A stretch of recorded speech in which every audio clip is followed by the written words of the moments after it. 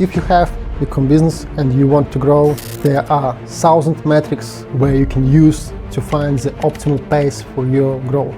And of course, when you have 1,000 metrics, it is frustrating which metrics you need to choose in order to make your strategy based on it. And today we will speak about 5 most important but not most evident metrics that you need to consider in order to grow your ecom business. First of all, it is cost of acquisition. So it is cost of each your client. Your clients are your main asset because you don't invest in some physical assets, you don't invest in construction, in new stores, etc.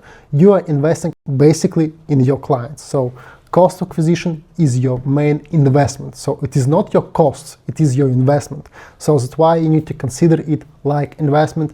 And most probably when you're working in the same market, the cost of acquisition starts to grow because each new client usually is more expensive. You need to control, you need to know your better limit. So while you can afford for yourself to increase your cost of acquisition, and when you reach this bare minimum, so appropriate level for the cost acquisition, you need to either to revise your marketing strategy or you need to choose new market. The second metric is average order value, because when you attracted new customer, you need to optimize his journey. So you need to sell as much as you can to this customer. So that's why you need to consider your average order value, average value of his purchase. And it depends on, first of all, pricing, and secondly, it depends on several upsells, and there are a lot of strategies how we can increase this average order value. So first of all, I believe 100% of all the e-com stores use this approach is threshold for the free shipping, for example. So you can increase it in order to make customers to buy more. So you can also provide some other benefits like, I don't know, some extra discount if you reach $100 gross, etc. And secondly, there are some algorithms. So when you choose some products to your basket, if you have smart algorithms who advise you to buy something extra. Maybe there are some thousands more approach how to increase the average order value, but those are the most common ones. The third metric is contribution margin. Contribution margin is a very important metric, not only for e-com business, but basically for all businesses. But in e-com, you need to consider, so how much do you have money after you paid to production cost, to shipping, to platform fees, etc. So what is this percentage? And you need to also consider this percentage, compare it with the market average. So you need to have benchmarks.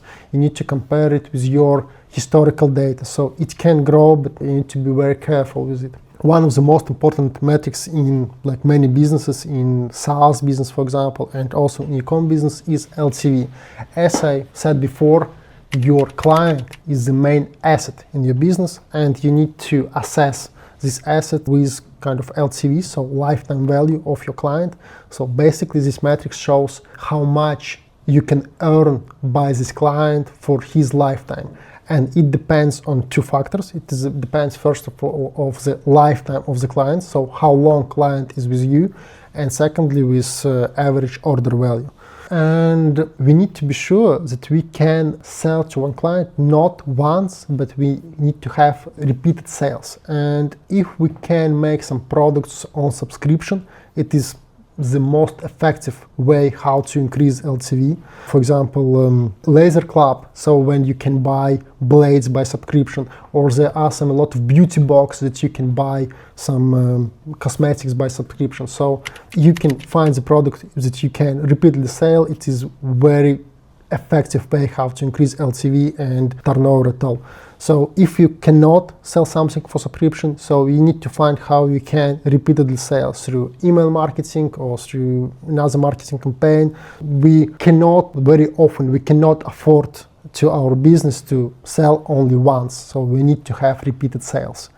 And last but not least is payback period. So it is how fast our cost of acquisition is recovered. It means if we have paid, I don't know, $50 to one client, so we need to understand how fast we will get this $50 back. It is also very important metrics because our main investments are our clients, and it means that we freeze our money. And if we have fast payback period, it means that we can make more new clients, we can attract more new clients, and we can attract more new sales. If the payback period is very slow, it means that it will be very hard to grow. We need to attract like investments, or we need to agree on the situation when our growth pace will be really slow. And there is no right answer what should be the cost of acquisition, like because it could be $5 or it could be $500. So it depends on many factors. It depends on market, it depends on niche, it depends on your size. The same with average order value, LTV, etc. But there are some three magic numbers you need to rely on. First of all, LTV over cost of acquisition shouldn't be higher than 3. So in John Galt Finance, we have worked with hundreds of businesses, and I have never faced like successful business who can grow with LTV over cost acquisition lower than 3. It means that your investment in order to attract new customers should be 3 times lower than overall lifetime value, that overall revenue you can reach from this customer. And there are some businesses where this number could be, I don't know, higher than 10, but when you are growing, it usually like market corrects your numbers, and usually around 3, and you need to consider that it should be lower. The payback period should be lower than 6 a day, so it is also not as a rule, but you need to kind of try to do it as short as possible, because it means that you freeze your money on 60 days. If you freeze your money more, so maybe it is too risky for a business, because it really slows your pace for growing. And contribution margin should be higher than 30%. Of course, this is not a rule, so because there are thousands of businesses where contribution margin is less than 1%, and these businesses are pretty successful. So when your contribution margin is very low, you need to be sure like that you have no risk in the future, so that your market is not volatile, and you have kind of all the insurances, etc., all the hedging risk. Because if your contribution is 0.5%, something will go wrong with shipping, with your manufacturer, etc., and you will have huge losses. So we need to understand it. So businesses with low margin, they usually invest a lot in analytics, they invest a lot in risk hedging, etc. If you're kind of on the level from 1 to 10 million turnover, the good contribution should be higher than 30%, because in this case you are safe enough, so from the volatility. Secondly, you have some capacity to cover your OPEX, investment in marketing, etc. In John Galt Finance, we are working with e-com businesses, we are helping them to grow, and we are calculating not those 3 metrics, and even not 5 metrics. We are calculating 1,000 metrics, we are making forecasts, we are helping business to grow, and we are finding the most appropriate way how to increase your EBITDA, your capitalization, your revenue, and all other important metrics for your business. We have prepared a financial model template for you that you can download on our webpage absolutely for free.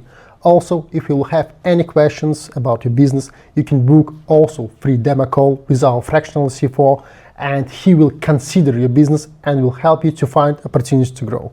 Also, we will keep posting videos about business reviews, about any insights, how you can improve your financial planning.